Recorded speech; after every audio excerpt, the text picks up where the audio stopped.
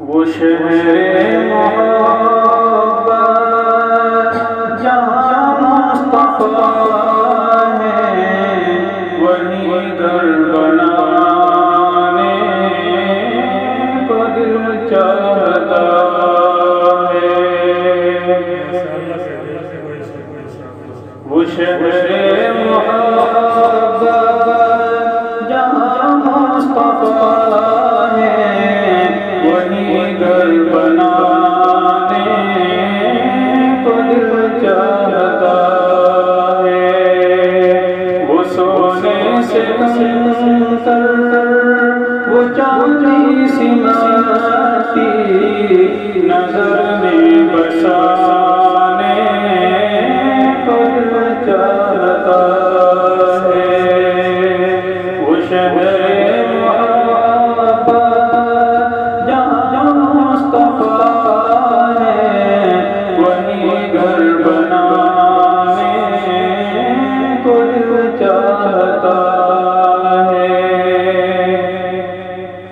جو پوچھا نبی نے کہ کچھ گھر بھی چھوڑا، تو صدیق اکبر کے ہاتھوں پہ آیا۔ وہاں معلوم کہ کیا ہے حقیقت، جہاں جہاں لٹانے کو دل چاہتا ہے۔ وہ شہر محبت جہاں مصطفیٰ ہے، وہیں گھر بنانے کو دل چاہتا ہے۔ جہاد محبت کی آواز گونجی، کہا حنظلہ نے دلہن سے اپنی۔ جہاد محبت کی آواز گونجی، کہا حنظلہ نے یہ دلہن سے اپنی۔ اجازت اگر دو تو جانے شہادت لبوں سے لگانے کو دل چاہتا ہے۔ وہ شہر محبت جہاں مصطفیٰ ہے، وہیں گھر بنانے کو دل چاہتا ہے۔ وہ ننھا سا اصغر وہ ایڑی رگڑ کر یہی کہہ رہا ہے، وہ خیمے میں رو کر۔ وہ ننھا سا اصغر وہ ایڑی رگڑ کر یہی کہہ رہا ہے، وہ خیمے میں رو کر۔ اے بابا میں پانی کا پیاسا نہیں ہوں، میرا سر کٹانے کو دل چاہتا ہے۔ وہ شہر محبت جہاں مصطفیٰ ہے، وہیں گھر بنانے کو دل چاہتا ہے۔ ستاروں سے یہ چاند کہتا ہے ہر دم، تمہیں کیا پتا ہے وہ ٹکڑوں کا عالم۔ ستاروں سے یہ چاند کہتا ہے ہر دم، تمہیں کیا پتا ہے وہ ٹکڑوں کا عالم۔ اشاروں میں آیا کہ اتنا مزہ تھا کہ پھر ٹوٹ جانے کو دل چاہتا ہے۔ وہ شہر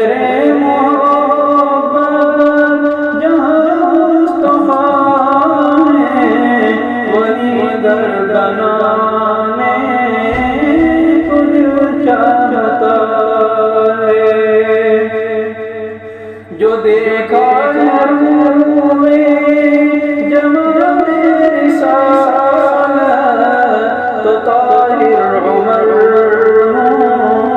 مصطفیٰ سے یہ بولے، جو دیکھا روئے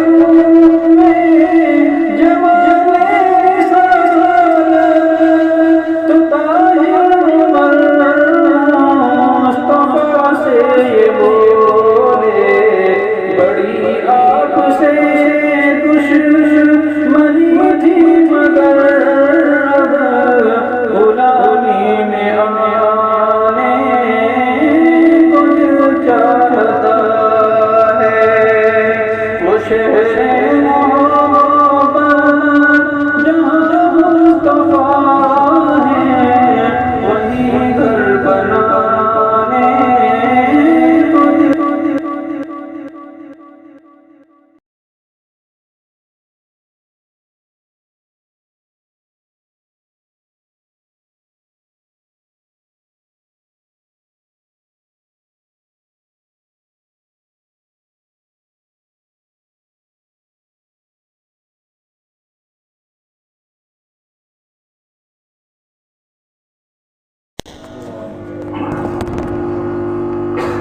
بسم اللہ الرحمن الرحیم الحمد للہ نحمده ونستعینه ونستغفره ونؤمن به ونتوکل علیہ ونعوذ باللہ من شرور انفسنا ومن سیئات اعمالنا من يهده اللہ فلا مضل له ومن يضلله فلا هادی له ونشهد ان لا الہ الا اللہ لا شريك له ونشهد أن سيدنا ومولانا وحبيبنا وكريمنا وإمامنا محمدا عبده ورسوله أما بعد وقال الله تبارك وتعالى في القرآن الكريم والفرقان الحميد فأعوذ بالله من الشيطان الرجيم بسم الله الرحمن الرحيم یا ایھا الذین آمنوا علیکم انفسکم صدق اللہ العلی العظیم۔ اللہ تعالیٰ کے فضل و کرم اور انعام سے آج آپ کی اور ہماری یہ 8ویں مجلس ہے۔ الحمدللہ 2 ماہ کا عرصہ ہو گیا اور ان 2 ماہ میں یہ ہماری 8ویں مجلس ہے، اور آج اس 8ویں مجلس میں ہم اس بات کا مذاکرہ کریں گے کہ ہم نے ان 8 مجلسوں میں اپنے اندر کیا اصلاح پیدا کری ہے اور ہماری کتنی اصلاح جو ہے ہوئی ہے، اور ہم اپنے نفس کا محاسبہ کریں گے، اپنے نفس کا محاسبہ فرمائیں گے کہ ہم لوگ کہیں ایسا تو نہیں خدا نخواستہ جس طریقے سے ہم اپنے دنیاوی امور دنیاوی کام انجام دیتے ہیں اور دنیاوی کاموں کو ہم روزمرہ اپنی عادت کے مطابق کرتے ہیں، کہیں ایسا تو نہیں کہ یہ مجلسیں بھی ہماری ایک رسمی مجلسیں بن گئی اور جس طریقے سے ایک عادت چلی آ رہی ہے کہ بھائی ہفتے میں ہمیں وہاں جانا ہے، بس جانا ہے۔ ان مجلسوں کا مقصد یہ نہیں ہے، بلکہ ان مجلسوں کا مقصد صرف اور صرف ایک ہے، وہ یہ ہے کہ ہر ایک کی اصلاح ہو جائے۔ بیان کرنے والا سب سے زیادہ اپنی اصلاح کا محتاج اور سننے والے بھی محتاج، ہم سب ایک دوسرے کے محتاج ہیں۔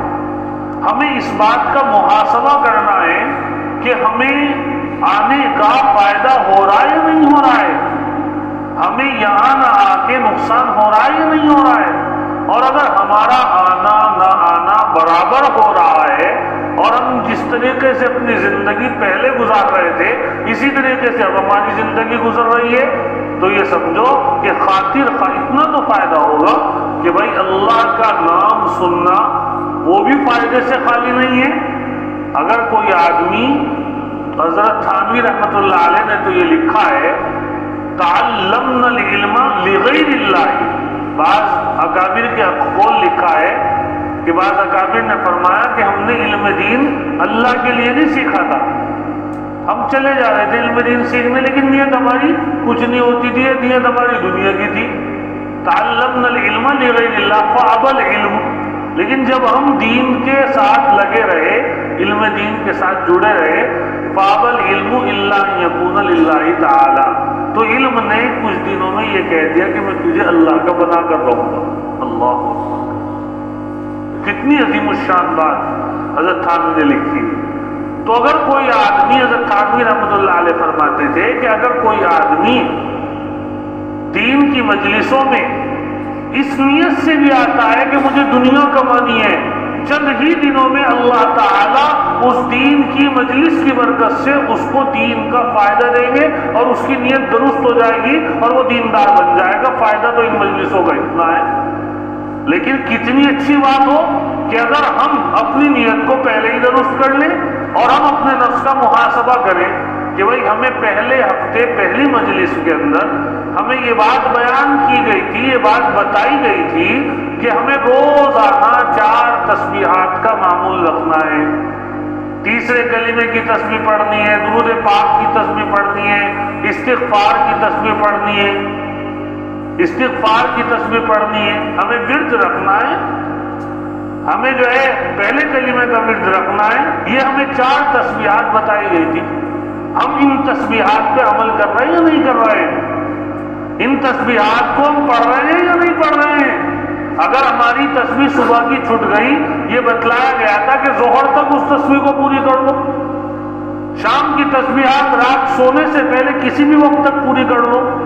جب یہ 4 تسبیحات ہم روزانہ پابندی کے ساتھ، اہتمام کے ساتھ پڑھیں گے تو ہمارے دل کی کیفیت کیا ہوگی اس کا ذکر ہم آگے کریں کہ جی ہمارے دل کی کیفیت یہ ہو گئی۔ پہلے تو ہم ایسے تھے کہ بھئی پڑھتے ہوئے مزہ نہیں آتا تھا، لیکن اب تو جو ہے طبیعت بن گئی، کیونکہ ہماری شریعت کا مزاج یہ ہے کہ جب کوئی آدمی اس شریعت پہ عمل کرنا چاہتا ہے تو پہلے وہ عمل اس کی عادت بنتی ہے، پھر وہ عمل اس کی طبیعت بنتی ہے، پھر وہ طبیعت اللہ تعالیٰ اس میں اخلاص بناتے رہتے ہیں۔ یہ اللہ کا نظام ہے، عادت، طبیعت، اخلاص۔ تو ہماری عادت بنی ہے یا نہیں بنی ہے 4 تسبیحات پڑھنے کی؟ یہ بتلایا گیا تھا کہ روزانہ جتنا بھی ہو سکتا ہے ہم قرآن کریم کی تلاوت کریں، ہم قرآن کریم کی تلاوت کریں۔ قرآن کریم کی تلاوت ہم کر رہے ہیں یا نہیں کر رہے ہیں؟ یہ سوچنے کی بات ہے، یہ غور کرنے کی بات ہے۔ 24 گھنٹے میں ہمیں اتنا وقت مل رہا ہے یا نہیں مل رہا ہے کہ ہمیں 1 پاؤ پارا، آدھا پارا، 1 پارا ہم جو ہے پڑھ رہے ہیں یا نہیں پڑھ رہے ہیں؟ یہ ہے مذاکرہ اس مجلس کا، یہ ہے مقصد اس مجلس کا۔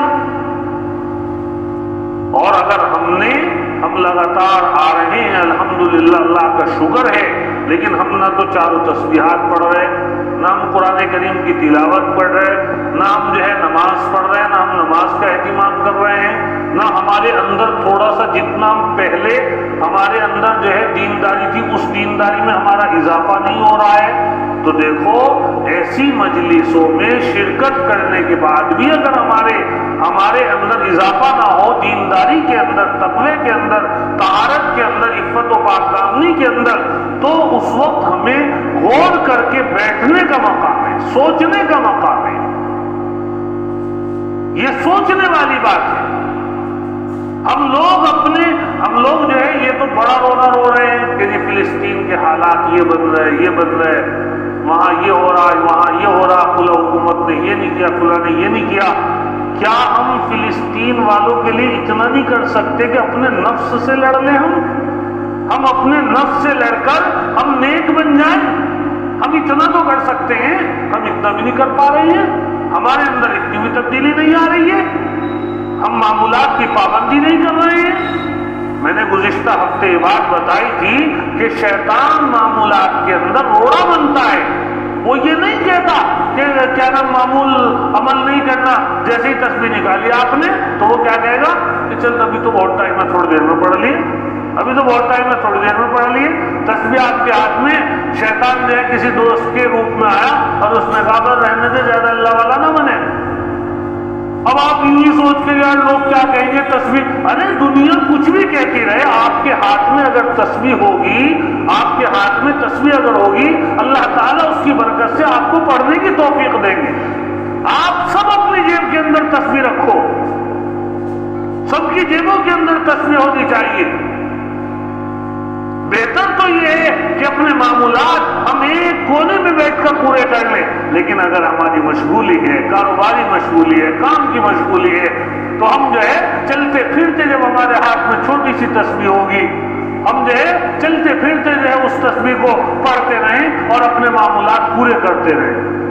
ہمارے اکابر صوفیہ نے لکھا ہے کہ جو شخص پابندی کے ساتھ ان چاروں تسبیح کا اہتمام کرتا ہے، اس کے دل میں اللہ تعالیٰ اپنا نور پیدا فرماتے ہیں، اپنا نور پیدا فرماتے ہیں، اور پھر وہ چار تسبیح میں نہیں رکتا بلکہ اللہ تعالیٰ مزید اس کو پڑھنے کی توفیق دے دیتے ہیں۔ تو میرے بھائیوں، بزرگوں، دوستوں، اپنے معمولات کے اندر پختگی پیدا کریں۔ چار تسبیحات یہ پختگی کے ساتھ، پورے یقین کے ساتھ، پوری جو ہے توجہ کے ساتھ، سبحان اللہ والحمد للہ ولا الہ الا اللہ واللہ اکبر ولا حول ولا قوت الا باللہ العلی العظیم، یہ پڑھیں۔ ہمارے شیخ حضرت اقدس الحاج مولانا سید محمد عاقل صاحب دامت برکاتہم، جو اس وقت شیخ الحدیث ہیں جامع مظاہر العلوم سہارنپور کے، اور اس وقت محدثوں کی جماعت میں اونچے درجے کے عالم ہیں، اللہ تعالیٰ بہت فیض جاری کر رکھا ہے اللہ نے آپ کا۔ حضرت شیخ سید محمد عاقل صاحب دامت برکاتہم فرماتے تھے کہ ایک شخص حضرت شاہ عبد القادر رائے پوری رحمت اللہ علیہ سے بیعت ہوا، تو حضرت نے اس کو بیعت کرنے کے بعد اس سے کہا کہ بھائی سبحان اللہ والحمد للہ ولا الہ الا اللہ واللہ اکبر پڑھا کرو، اور یہ فرمایا کہ بس پڑھتے ہی رہا کرو، کیونکہ اس کے اندر اللہ کی پاکیزگی آ گئی، اس کے اندر اللہ کی حمد آ گئی، اس کے اندر تحلیل آ گئی، اس کے اندر اللہ کی توحید آ گئی۔ بعض علماء نے لکھا ہے کہ سبحان اللہ والحمد للہ ولا الہ الا اللہ واللہ اکبر یہ ایسا جملہ ہے کہ جس کے اندر اللہ تعالیٰ نے اسم اعظم چھپا رکھا ہے، اس کلمے کے اندر اسم اعظم ہے۔ یہ سبحان اللہ اتنی برکت والا جملہ ہے، الحمدللہ اتنی برکت والا جملہ ہے، اللہ کی پاکیزگی۔ بخاری شریف کی سب سے آخری روایت ہے، ہمارے آقا حضرت امام الانبیاء سید الکونین حضرت محمد مصطفیٰ صلی اللہ تعالی علیہ وسلم نے ارشاد فرمایا کہ دو کلمے ایسے ہیں جو اللہ کو محبوب ہیں، کلمتانی حبیبتان، کلمے دو ہیں لیکن اللہ کو محبوب ہیں۔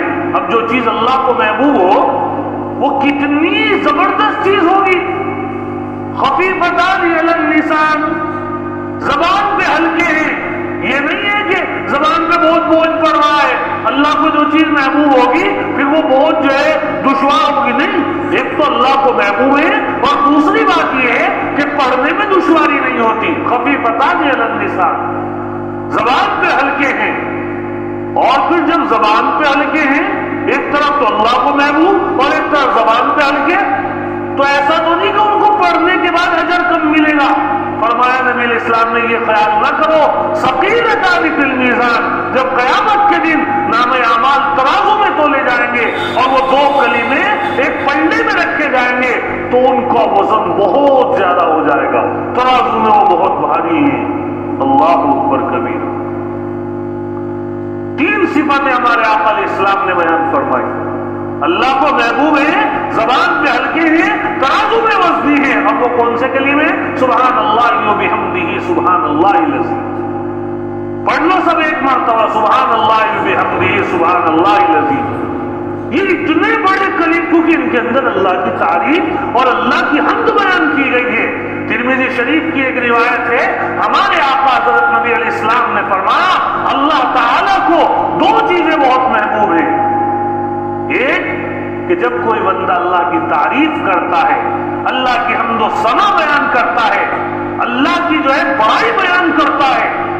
اللہ کی بڑائی اللہ نے قرآن میں خود بیان کی ہے۔ مولا علی قاری رحمۃ اللہ علیہ فرماتے ہیں فَلِلَّهِ الْحَمْدُ رَبِّ السَّمَاوَاتِ وَرَبِّ الْأَرْضِ رَبِّ الْعَالَمِينَ وَلَهُ الْكِبْرِيَاءُ فِي السَّمَاوَاتِ وَالْأَرْضِ وَهُوَ الْعَزِيزُ الْحَكِيمُ۔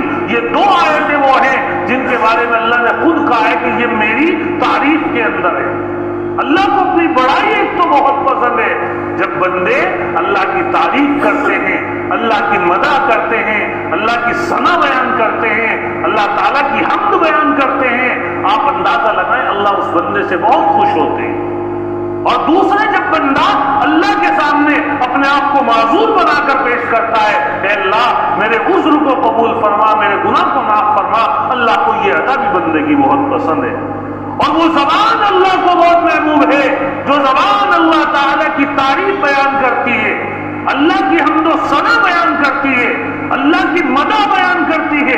اس لیے میرے بھائیوں بزرگوں دوستوں، اس تیسرے کلمے کا ورد کریں، روزانہ ایک تسبیح کا معمول بنائیں، زندگی کا جز بنائیں اپنی۔ سبحان اللہ والحمد للہ ولا الہ الا اللہ واللہ اکبر ولا حول ولا قوت الا باللہ العلی العظیم۔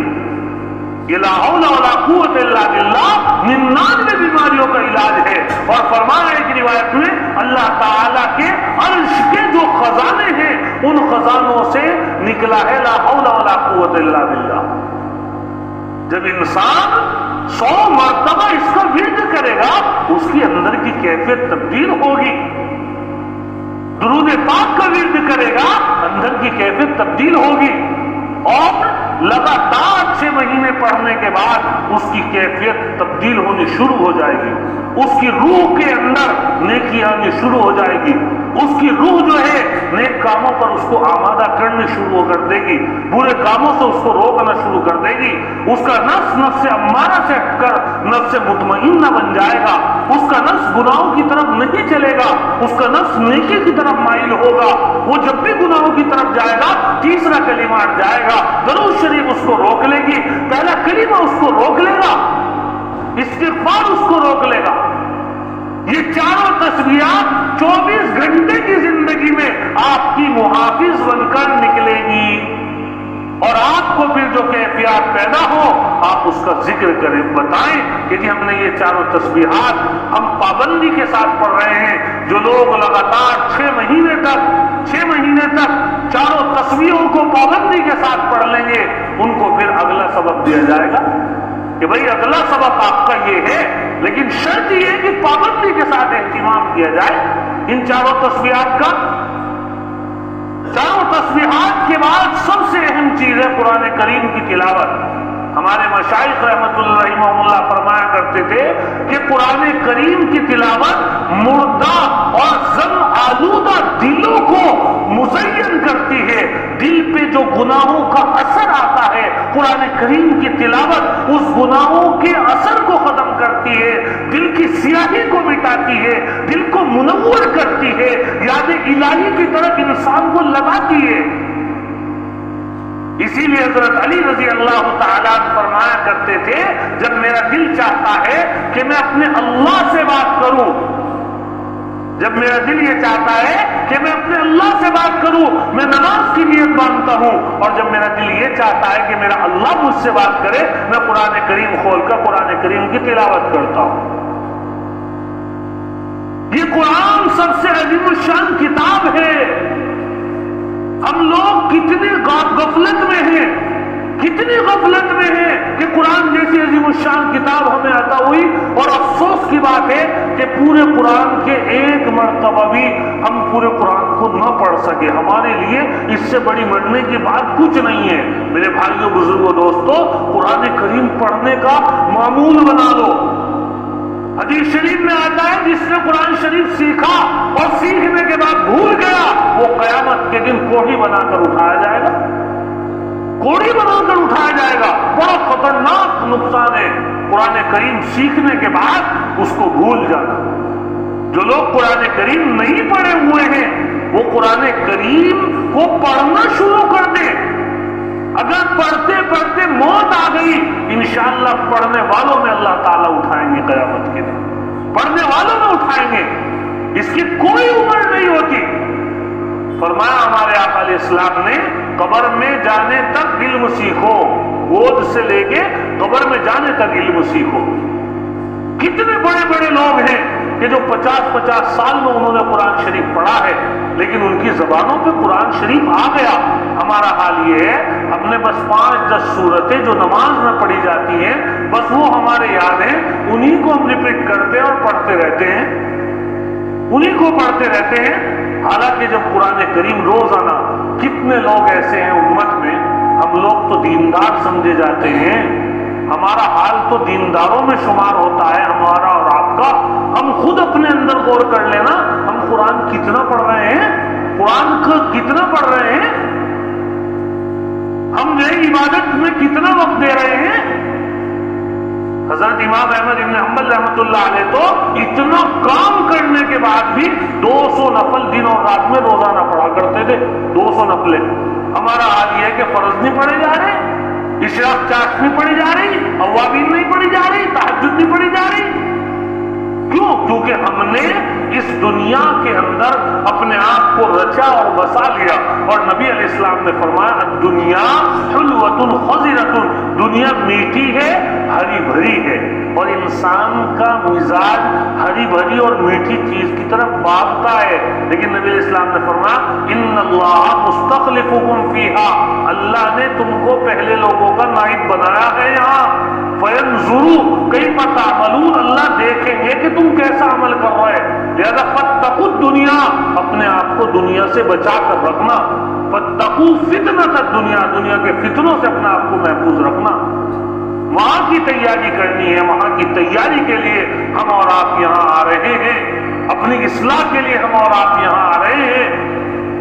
بیان کرنے والا وہ بھی اصلاح کا محتاج۔ سب سے بڑی دقت کی بات یہ ہوتی ہے جب ہم یہ سمجھ لیتے ہیں کہ بھئی ہم تو کامل ہیں، ہمیں اصلاح کی ضرورت نہیں ہے۔ افسوس کی بات، افسوس کی بات، ہمیں اس طریقے سے اپنی تیاری رکھنی ہے، اللہ کی یاد کی، ذکر کی، فکر کرنی ہے آخرت کی، کہ بالکل جیسے تیار ہیں ہم آخرت کی طرف کوچ کرنے کے لیے۔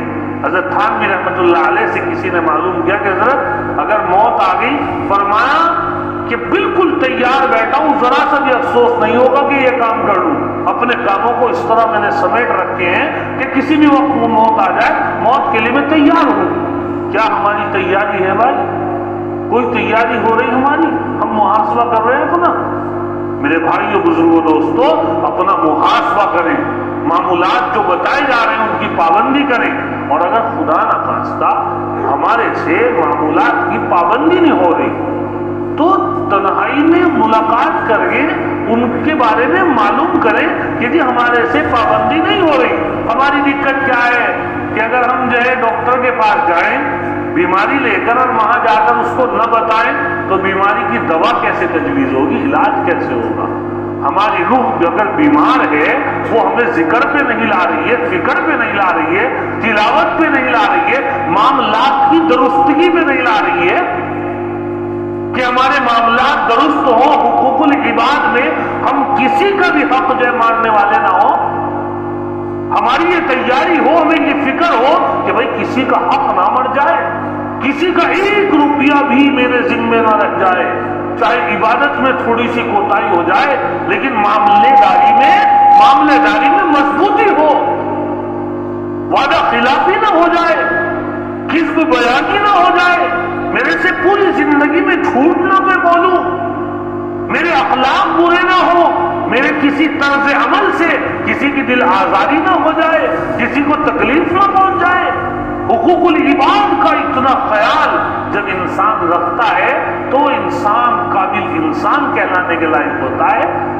اگر ہماری روح بیمار ہے کہ ہم یہ کام نہیں کر پا رہے ہیں، اس کا علاج ہمارے بڑوں نے لکھا ہے کہ بھئی یہ کرو اپنے بڑوں کو بتائیں، جس بزرگ سے آپ منسلک ہیں اس بزرگ کے سامنے اپنا عمل پیش کریں کہ جی میں قرآن کریم کی تلاوت نہیں کر پا رہا ہوں، اب میں کیا کروں، کوشش بھی کرتا ہوں، وقت بھی لگانے کی کوشش کروں، اس کا علاج تجویز کریں گے کہ جی میرے پاس چاروں تسبیحات نہیں ہو پا رہی ہیں، میں 2 تسبیح پڑھ پا رہا ہوں، 2 نہیں پڑھ پا رہا ہوں، اس کا کیا علاج ہے؟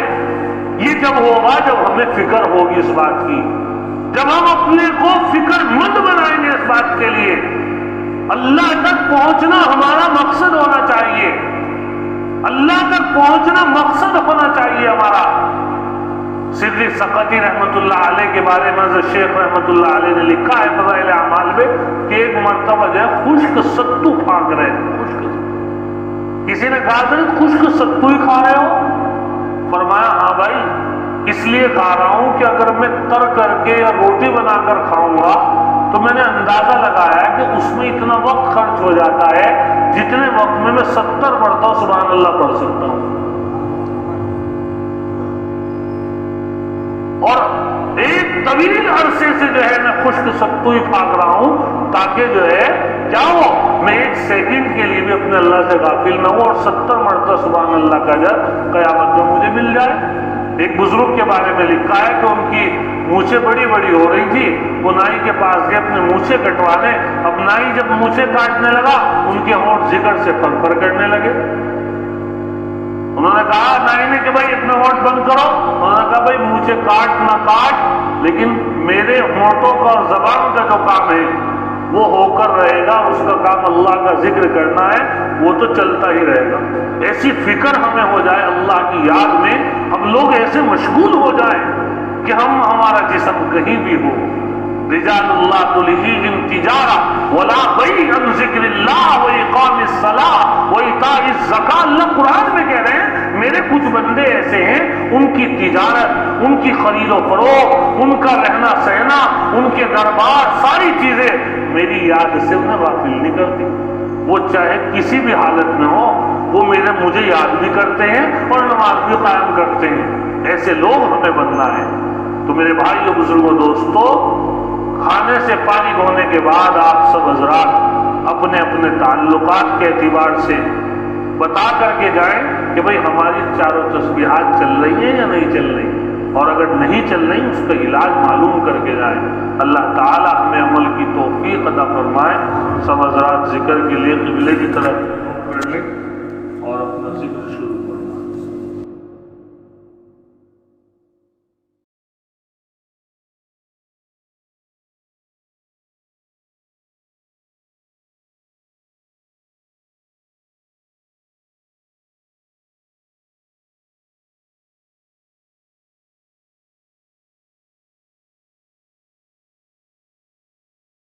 نبينا مولانا محمد وبارك وسلم اللهم صل على سيدنا محمد وانزله المقعد المقرب عندك يوم القيامة اللهم صل على سيدنا محمد كلما ذكره الذاكرون وصل على سيدنا محمد كلما غفل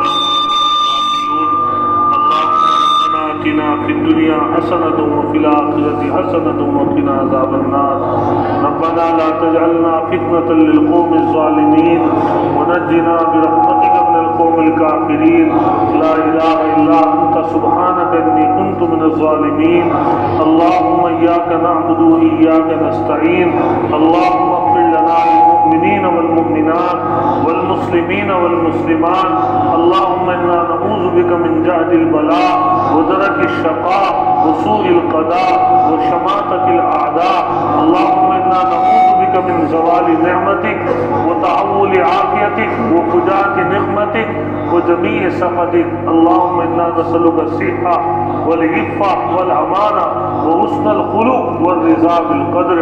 اللہ آج ہم تیرے در کے فقیر بن کر بیٹھے ہیں، اللہ ہم سب محتاج ہیں، اللہ بہت زیادہ محتاج ہیں، ہمیں اس وقت تیری بہت زیادہ ضرورت ہے میرے اللہ۔ کوئی ہمارا پرسان حال نہیں ہے اللہ، صرف تیرا سہارا ہے، تیرا آسرا ہے اللہ، تو ہی ہے جو ہر وقت ہماری نصرت کرتا ہے، مدد کرتا ہے۔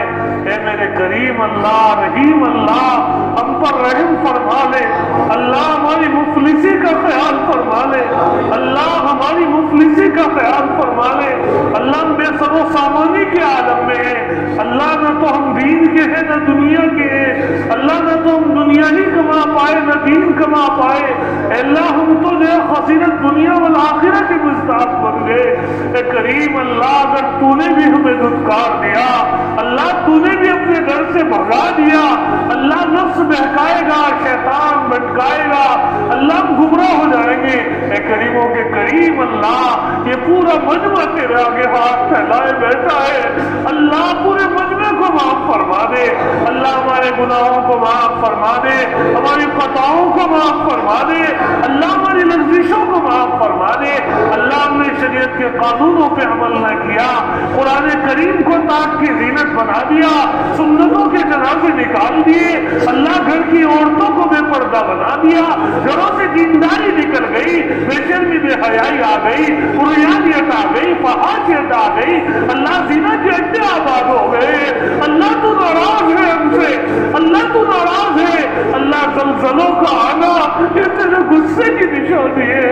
اے کریم اللہ زلزلوں کا بے گھر پہ آنا یہ تیرے غضبناک ہونے کی نشانی ہے۔ اللہ تجھ کو کون منائے گا؟ اللہ منانے والے قبروں میں چلے گئے، ہم جیسے کوڑا کرکٹ بیکار کے لوگ باقی رہ گئے۔ اللہ لیکن جیسے کیسے ہیں تیرے بندے ہیں، اگرچہ بہت گندے ہیں، میرے اللہ ہماری نسبت تیری طرف جڑی جاتی ہے۔ اللہ دنیا کہتی ہے اللہ والے، دنیا کہتی ہے اللہ کے بندے۔ اے کریم اللہ اس نسبت کا لحاظ رکھ کے ہمیں معاف فرما دے، اللہ ہمارے گناہوں کو معاف فرما دے۔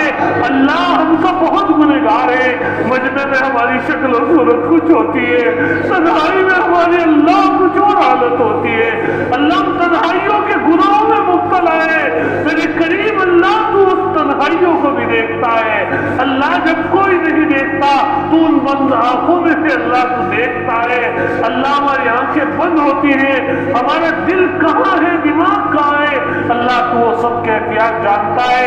اے کریم اللہ ہم ان مجلسوں میں اس لیے آتے ہیں ہماری اصلاح ہو جائے، اللہ ہماری اصلاح ہو جائے، اللہ ہماری اصلاح فرما دے، اللہ ہمیں ہدایت دے دے۔ اللہ تیرے نیک بندوں نے کتابوں میں لکھا ہے جو بندے ہدایت مانگتے ہیں اللہ ہدایت کے دروازے کھول دیتا ہے ان کے لیے۔ اللہ تجھ سے ہدایت مانگ رہے ہیں، اللہ دل کی گہرائیوں سے مانگ رہے ہیں، ہمارے لیے ہدایت کے راستے کھول دے۔ اللہ ہم تیرا بننا چاہتے ہیں، تیرے بن کر زندگی گزارنا چاہتے ہیں، نیک بن کر زندگی گزارنا چاہتے ہیں۔ اللہ صفت صلاح سے متصف فرما دے۔ اللہ یہ اتنا بڑا مجمع دنیا دار کے آگے بھی جائے گا، کسی کے دروازے پہ جائے گا، اللہ کوئی بھی منع نہیں کرے گا، اپنے دروازے کھول دے گا۔ میرے اللہ آج ہم سب سے بڑے دروازے پہ ہیں، اللہ تیرے دروازہ کھٹکھٹا رہے ہیں۔ اے کریم اللہ رحمتوں کے دروازے کھول دے، اللہ کھول دے ہمارے لیے رحمتوں کے دروازے۔ اللہ ہمیں مانگنے والا بنا، ہمیں تو اللہ تیرے آگے رونا بھی نہیں آتا۔ تو نے یوں کہا اگر تمہارے دل اتنے سخت ہو گئے تم رو نہیں سکتے، رونے جیسی شکل بنا لو۔ اللہ یہ کتنی بڑی بات ہے، تجھے پتا ہے یہ رو نہیں رہا ہے اللہ لیکن نقل کر رہا ہے، تو نقل کو اصل بنا رہا ہے۔ کریم اللہ ہمیں معاف کر دے، ہمارے گناہوں کو معاف کر دے۔ اللہ آج ہم اپنا محاسبہ کر رہے ہیں، اللہ ہم تو کہیں کے بھی نہ رہے، اللہ ہم تجھ کو پا نہ سکے۔ اللہ دنیا نے تو اللہ اہل فلسطین نے تو اپنے بچے جو ہے شہید کر دیے، قربان کر دی اپنی جانیں، اللہ ہم سے کچھ نہیں ہو رہا ہے۔ اے کریم اللہ ہم کچھ نہیں کر پا رہے ہیں، اللہ ہمارے ساتھ نفس سے بھی نہیں لڑا جا رہا ہے، ہمارا نفس بھی نفس سے ہمارا بن رہا ہے۔ اے میرے کریم اللہ ہمیں معاف کر دے۔ ہم سب اپنے گریبان میں آج جھانک رہے ہیں، ہماری زندگی بہت خراب گزری ہے میرے اللہ، لیکن بعد کی زندگی تو اچھی بنا سکتا ہے۔ اللہ بعد والی زندگی اچھی بنا دے، اللہ بعد والی زندگی اچھی بنا دے۔ اللہ یہ لوگ سارے ہمارے بھائی، ان میں علماء بھی ہیں، حفاظ بھی ہیں، مفتیان بھی ہیں، اللہ بڑے بھی ہیں چھوٹے بھی ہیں، صرف تیری محبت میں یہاں آئے ہیں۔ اے کریم اللہ یہاں آنے کی لاج رکھ کے معاف فرما دے۔ اللہ کوئی دنیا کی لالچ نہیں، اللہ کوئی اور مقصد نہیں، صرف تیرا نام سننے، تیرا نام زبان سے لینے کے لیے آئے ہیں۔ اے اللہ ہماری اصلاح فرما دے، ہمارے نفسوں کو سنوار دے، اے میرے اللہ نفسوں کو سنوار دے۔ اللہ میں راتوں کو اٹھ کر مانگنے والا بنا دے، تہجد کا اہتمام کرنے والا بنا دے۔ اے اللہ ہمارے نفس کو نفس مطمئنہ مطمئنہ بنا دے، اللہ ہمیں حرام سے بچا لے، حلال عطا فرما، حرام روزی سے حفاظت فرما، اللہ حلال کمائی عطا فرما، پاکیزہ طیب کمائی نصیب فرما، ہمارے معاملے داری کو درست فرما، حقوق العباد ادا کرنے کی توفیق عطا فرما، اللہ ہمیں عافیت عطا فرما۔ اللہ بہت بیماریاں ہیں، اللہ بہت بیماریاں ہیں، بہت لوگ بیمار ہیں، سب کو شفا عطا فرما، صحت عطا فرما، تندرستی عطا فرما، ایمانی جسمانی روحانی تینوں طرح کی عافیت نصیب فرما۔ اے میرے اللہ ہمیں دنیا میں بھی عافیت عطا فرما، آخرت میں بھی عافیت عطا فرما، ہمارے بڑوں کی بھی حفاظت فرما، چھوٹوں کی بھی حفاظت فرما، ہمارے علماء کی حفاظت فرما، اہل حق کی حفاظت فرما۔ اے اللہ حق کو غالب فرما، باطل کو مغلوب فرما، اللہ ہمارے دلوں کو اپنی یاد سے مزین فرما۔ اللہ یہ جو ہمیں تسبیحات بتائی گئی ہیں کہ اللہ اہتمام کے ساتھ پڑھنے کی توفیق عطا فرما۔ ہم عہد کرتے ہیں اللہ تیرے آگے اس مجلس کو گواہ بنا کر ہم روزانہ اے اللہ چاروں تسبیحات پڑھیں گے، تیرے قرآن کی انشاءاللہ تلاوت کریں گے، نماز نہیں چھوڑیں گے، جھوٹ نہیں بولیں گے، ہمیشہ سچ بولیں گے، وعدہ وفائی کریں گے، وعدہ خلافی نہیں کریں گے، اس بیانی نہیں کریں گے، کسی کو دھوکہ نہیں دیں گے، کسی کو تکلیف نہیں دیں گے، اور اللہ تیری تعریفات ہر وقت اپنی زبان پہ رکھیں گے۔ اللہ تیرے بن کر زندگی گزاریں گے، ہم تیرے بننا چاہتے ہیں۔ اللہ تو بھی کہہ دے میں نے تمہیں اپنا بنا لیا، اللہ تو بھی کہہ دے میں نے تمہیں اپنا بنا لیا۔ اے اللہ پورے مجمع کی جائز مرادوں کو پوری فرما۔ بہت سارے بھائی دعاؤں کے لیے کہہ رہے ہیں، اللہ ان سب کی جائز حاجات کو پوری فرما۔ اے اللہ ہمارے گھروں میں دینداری پیدا فرما، اور ہماری اس مجلس کو اللہ جیسی کیسی بھی ہے ٹوٹی پھوٹی، اے میرے اللہ قیامت کے دن کامیاب ہونے کا ذریعہ بنا دے۔ اللہ اس مجلس کو قبول فرما لے، اس مجلس میں شرکت کرنے والوں کو معاونین کو قبول فرما، اللہ ہر آدمی کو قبول فرما لے۔ اللہ قیامت کے دن حدیث میں آتا ہے بہت سی مجلسیں حسرت اور ندامت کا باعث ہوں گی، اللہ ہماری مجلس صرف تیری رضا کے لیے ہے، اللہ کوئی اور مقصد نہیں، الحمدللہ صرف تیری رضا مطلوب ہے، تجھے حاصل کرنا چاہتے ہیں۔ میرے اللہ قیامت کے دن یہ مجلسیں حسرت و ندامت کا باعث نہ بنے۔ اللہ ہمارے اور آپ کے بیچ کے جو معاملات ہیں ہم ان کو درست کرنا چاہتے ہیں، اللہ ہمارے سارے حالات کو، معاملات کو، اقوال کو، افعال کو درست فرما، اور ہماری دعاؤں کو حضرت امام الانبیاء سید الکونین صلی اللہ علیہ وسلم کے صدقہ طفیل میں قبول فرما۔